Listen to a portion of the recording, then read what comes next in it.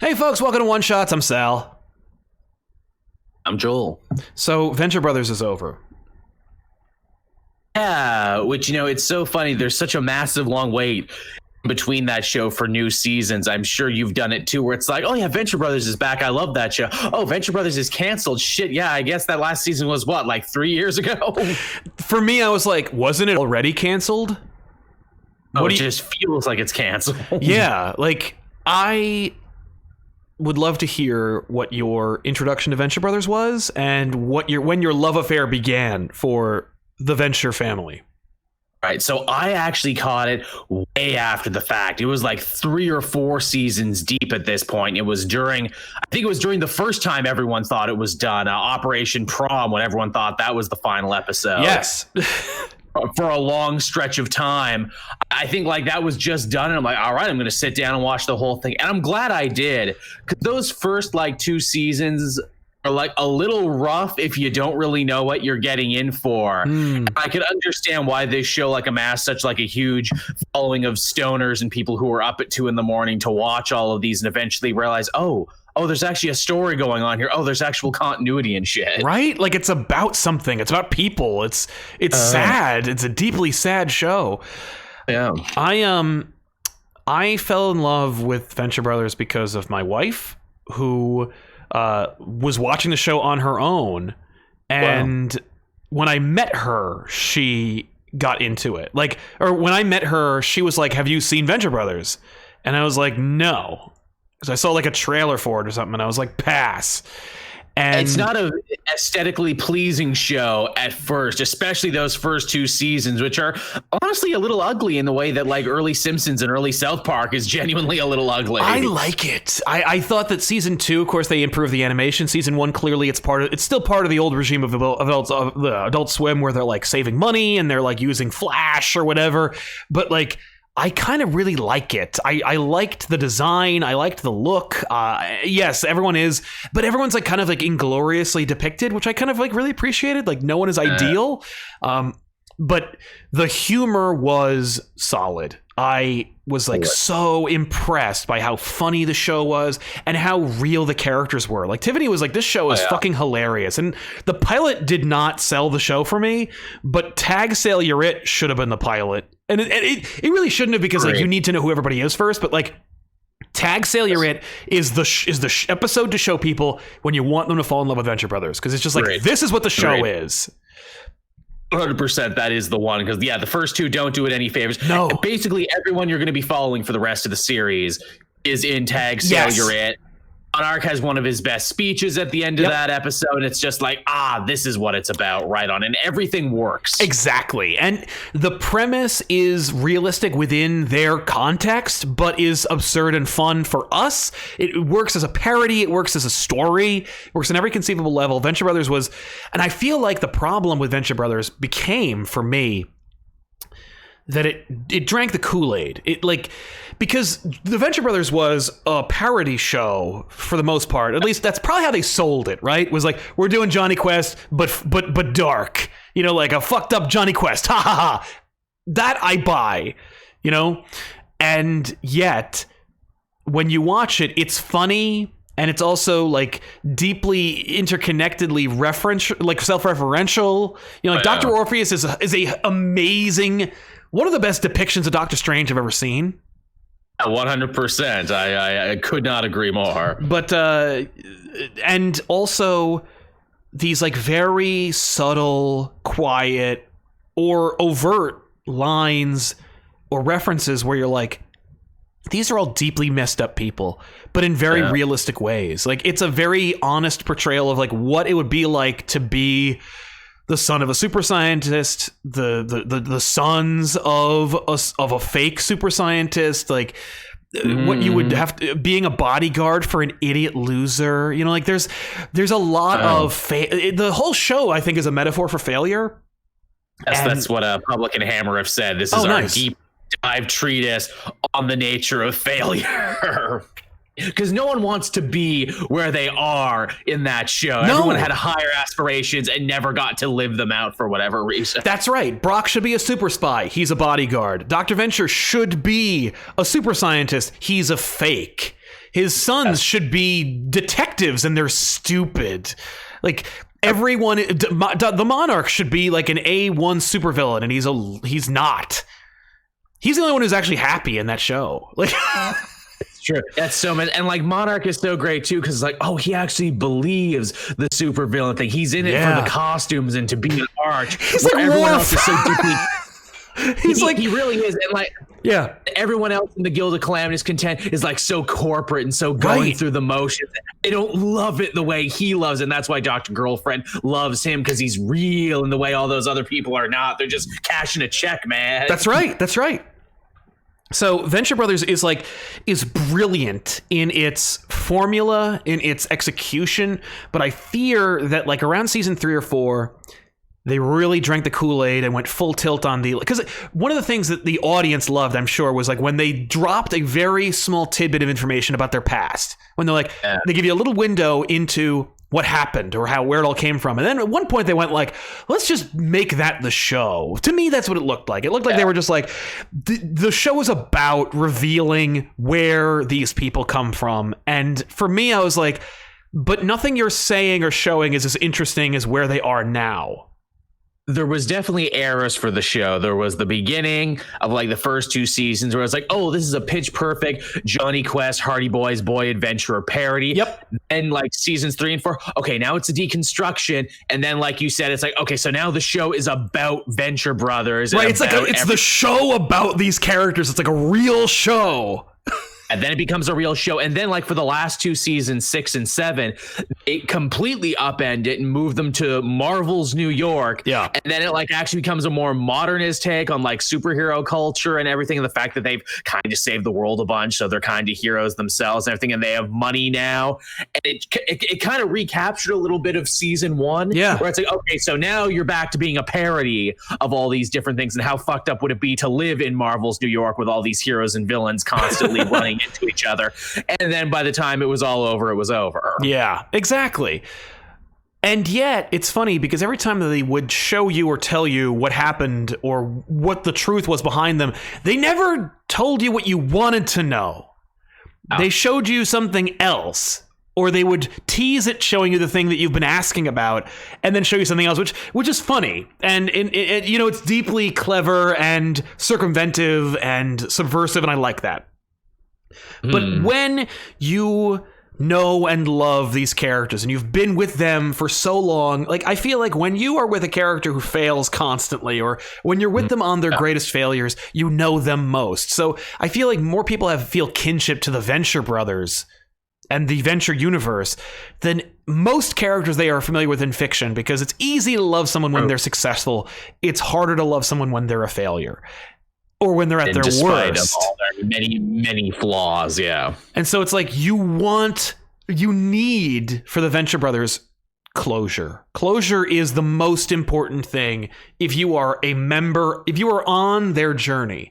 And for them to be preemptively canceled like this is deeply tragic, but also I think not necessarily the end, because I feel like Venture Brothers could easily, IDW would be happy to publish a Venture Brothers comic book series, or they'll any call publisher. It season 8, like they call Buffy season whatever. Right. I don't know what the motivation behind it was. For me, you know, it's the same thing as when Taco Bell took shredded chicken off the menu, or when they killed the pizza.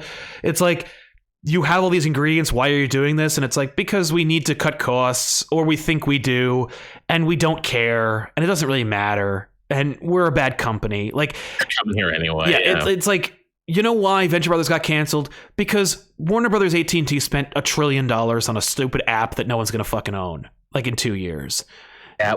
And I actually have a little insight here. Yeah. I was talking to Professor Thorgy, who apparently knows a guy within the corporate mechanism there, and he says you'd think it was AT&T, but this actually wasn't. Apparently, animation is a whole other department from them. That makes sense. That's where the hammer fell. Now, that being said, it could still be a ripple effect from the AT&T, where it's like, oh well, we got to look good to our new corporate masters. We better cancel something. Well, this has been on TV for 17 years and has only turned in 7 seasons of television. Maybe we should cancel this. That's the thing. Is for me, I remember being like frustrated as hell at the ever expandingly long periods where there was no show, but there also was nothing from Public or Hammer.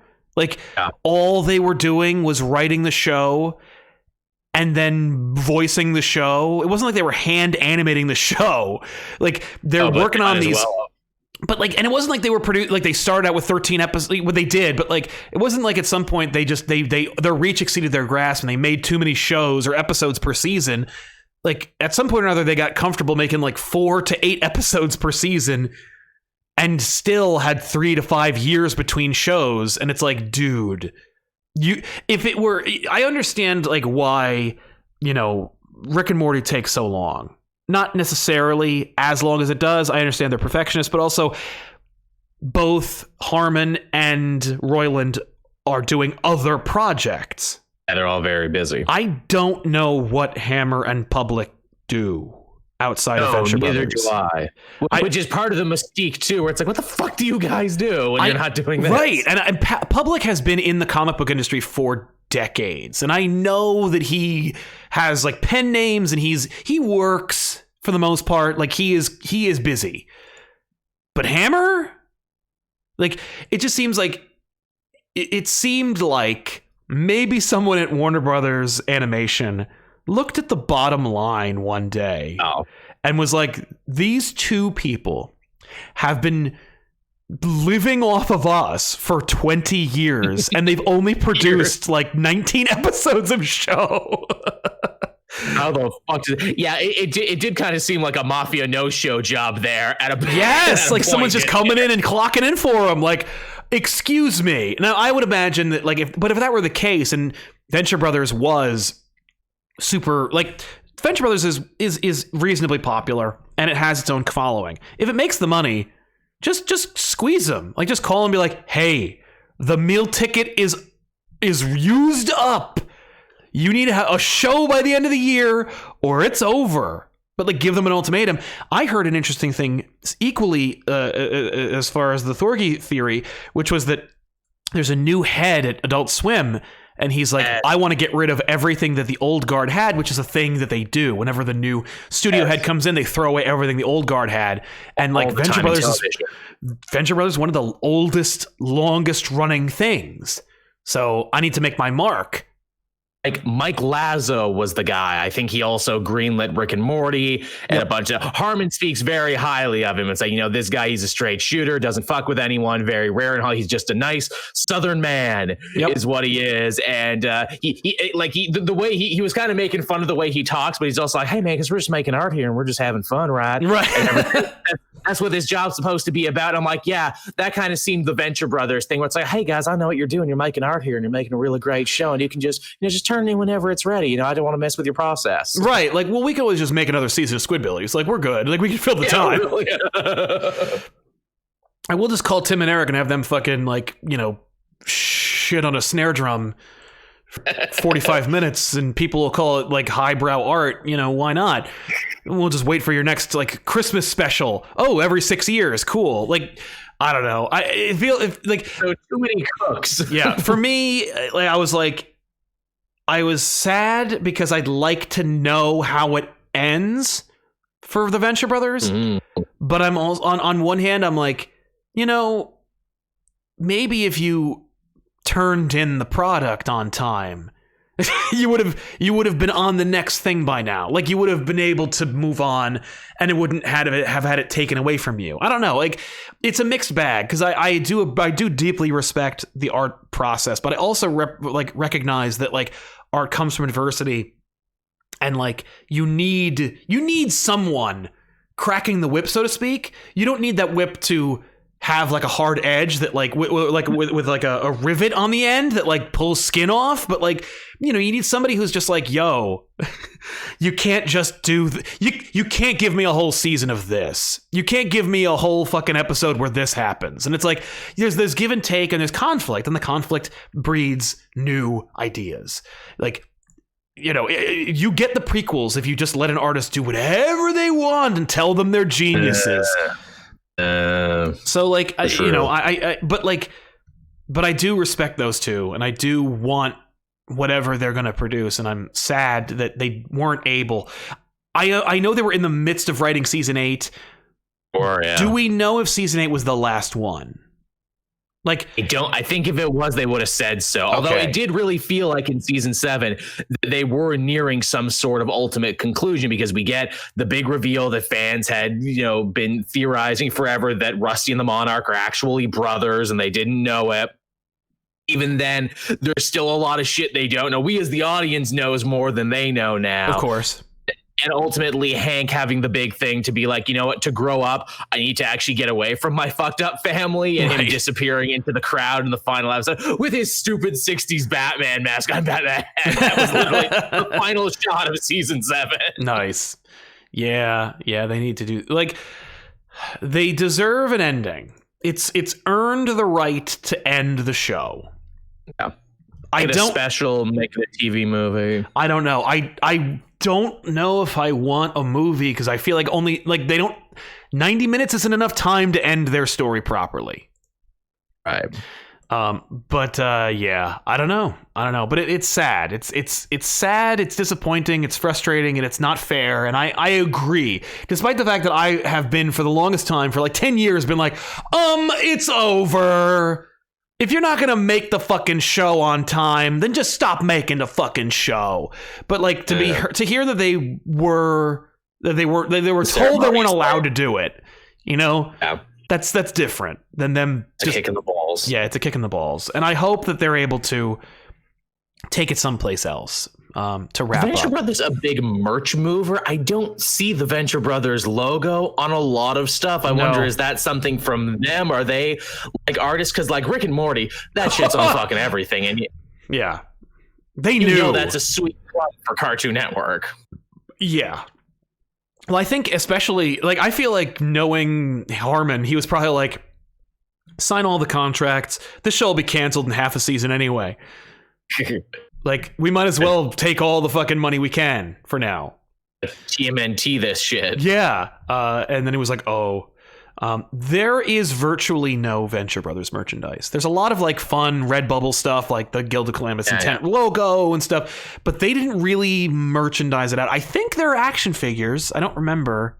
Yes. But which look like the old Johnny Quest figures. Yes. But otherwise, like, yeah, I remember them making them. There's a doll. Like, they made like Mego type dolls, and there's action figures, but I don't think there's much more outside of that.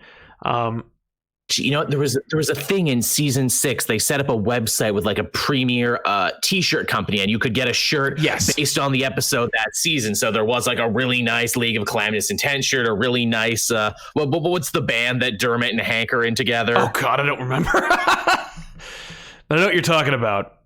Shallow Gravy, that was the one. Thank you. Yeah, I would not have remembered that. But their song Jacket. Yeah. But yeah, I don't think the show produced a lot of money for them. It's like there's a lot going against it. And when I say that, I mean from a corporate soulless perspective. It doesn't make us a lot of money. It takes a long time to produce. It costs us a lot of money, and they don't make a lot of it. I can't merchandise. I can't like farm this out. I can't just run. I can't just run the Venture Brothers 24/7 on a channel somewhere. Like it will run out after 2 hours. Like, where's the app game? Where's where's Pocket Venture Brothers? Like, where's the Pocket Brothers? I don't know. Yeah, your Fortnite skins. Come on, guys, get in on this. Why isn't there a million things at Hot Topic? Why can't I get the Rusty Venture slippers? Yeah. I mean, like, I can imagine them finding that repugnant. That's the other thing. Like Hammer in public. Oh, you guys are real artists, aren't you? Like you can tell just from watching the show. You are artsy fartsy dudes, is what you are, with your deep references and your Velvet Undergrounds and everything else. Doc Hammer is straight up an artist. Like he is a visual artist. Like he has a DeviantArt page where he just draws melancholic women and like paints them and on velvet. Like he does truly like starve and like work and bleed for his art, and also like wants to make hilarious dick jokes. So that and public, like, first of all, that ain't his real name, and second, he's worked the reason that there are superhero references in Venture Brothers is because of him. Down. So many great ones too. The Outrider. Right. Yeah. No. The Blackula Hunter. I only hunt Blackulas. I don't know what the PC term is for that. No, he worked. I mean, he worked on The Tick, which of course makes a lot of sense. He worked, but he also worked on things like Codename Kids Next Door, Billy and Mandy, King of the Hill. So like he works, like he knows the TV thing, and Hammer's the guy who's like, let's make it hurt. Do you think there will be any sort of resurrection here? Do you think like Netflix or Amazon would try and swoop in and steal it and be like, hey, we'll give you the last season, but you got to get our app? If I were Amazon, I would, if in a perfect world, I'd say Amazon should do it. Cause like, I don't really like, I feel like Netflix's quality has dipped over the last like a little bit. Yeah. But maybe Netflix is the place to go. I don't know if Netflix, well, because, like, here's the thing. They'd have to get the whole show. It'd be like Community, where it's like, you can't just have season 8 of Venture Brothers on Netflix. They have to be the whole show. And I think it's owned by Warner Brothers, and it's a competitor. So, Yes, it is. So, I mean, Netflix is making big animation power plays recently. They keep talking about all their new stuff they got coming out, from the Gravity Falls guy, from the Book of Life guy. They got like a bunch of stuff. Like I think this year or next year, I don't know if any of it got scuttled by the virus, but they have like some big premier animated shit. Like they actively want to compete with Disney and everything else. So I think to steal something like that would be good, especially because they have like a BoJack Horseman shaped hole in their lineup now. It makes a lot of sense given the fact that like Amazon sucks at it and hasn't really done a good job. Like they have Solar Opposites, I think, and they don't have all the Marvel shows they were gonna make. Solar Opposites is like, hey mom, can we pick up Rick and Morty? We have Rick and Morty at home. No, this is Solar Opposite. Oh, that's not what this is. No, I've seen a little bit of that show and I'm like, yeah, no, I'm good. I watched the first 5 minutes and I'm like, if this is going to be the whole thing, I'm out. So this is the show. Okay, bye. But yeah, so I feel like Netflix would be a good move. I feel like Warner Brothers doesn't care about Venture Brothers, so why not just sell it? I hope it works out. I hope we get to see a little bit more of it. Like you said, I don't want to leave this story unfinished, especially because we've been following it for 17 years. Another year in this show would have been old enough to vote, for Christ's sake. Right. Yeah, come on. So I don't know. I feel like we're in a weird place. I hope that someone swoops in and buys it and saves it. But with it's a better time now than ever before. Like, this is the time. If ever Venture Brothers was going to be saved, it's now. Like, it's a good thing it wasn't canceled like 5 years ago, 10 years ago. It wouldn't have worked. It would just be dead.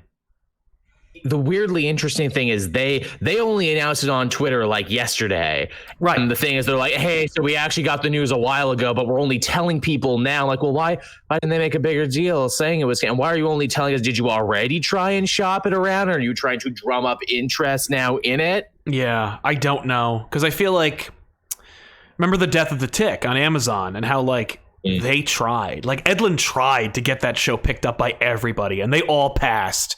But Edlund also like said, no, we tried. Like we called HBO, we called like Netflix, we called everyone and Hulu, and no one wanted it. It's one of the scenarios where they could buy it. I know that's one of the big deals. Like if Wiseman had his way, he would love to buy Gargoyles back from Disney, but they won't allow it. Right? Yeah. No. I don't know. I feel like the question is, if they bought it, I don't think anything would ever get made. Like, done ever, yeah. You know what I mean? Season 8 coming in 2025. But yeah, I don't know. Season 8, 2035. There's no way. It's coming sometime before the heat death of the universe, we promise. Yeah, and even then, I wouldn't necessarily believe it 100%. I just imagine they really are White and Billy Quizboy just sitting in their trailer being like, all right, so we gotta get to work, right? Well, yeah, we're gonna get to work. Yeah, totally. Yeah, no, that's definitely them. I wish them the best. If nothing else, I hope that it gives them the opportunity to like make new things. Yeah, agreed. But because I think if they bought it, that would be their lives. Would be kicking the can down the road. But if like Netflix bought it, it's like produce the show and then we can stop. What does the next Venture Brothers look like from these creators? Yeah. So I don't know. I hope it goes well. I hope it gets done. It deserves another shot. Agreed. So there you go, Venture Brothers. It's over, probably. I hope not, though. Oh, Team Venture. I'm sure the actors love playing those characters and would be happy to do it. Oh yeah, how could you not? Mm-hmm. Did they use a lot of Dr. Orpheus? Like I heard he stopped. I heard he wasn't even in one of the seasons. No, not so. Well, because when they moved to New York, we got considerably less Orpheus and Triana and everything else. Did Orpheus get the compound? It has been so long since I saw it. Yeah, what the fuck did they? Oh wait, did the compound blow up? Because they had like a mini movie to try and fill the blanks between another huge gap in between seasons, and the compound either got blown up, but Rusty's brother died, so they got his money and got to take over his company. Oh my god, that sucks. It's pretty entertaining. White and Quizboy came with them because Rusty just hired White and Quizboy to work in his company as like the only two people he had to hire. Right. Well, good for them. Their ship came in. Those poor hapless sons of bitches. Basically, yeah. But yeah. All right. Well, thanks for hanging out, everybody, and go Team Venture, I guess. Right. It's very sad. Goodbye. Bad. Oh.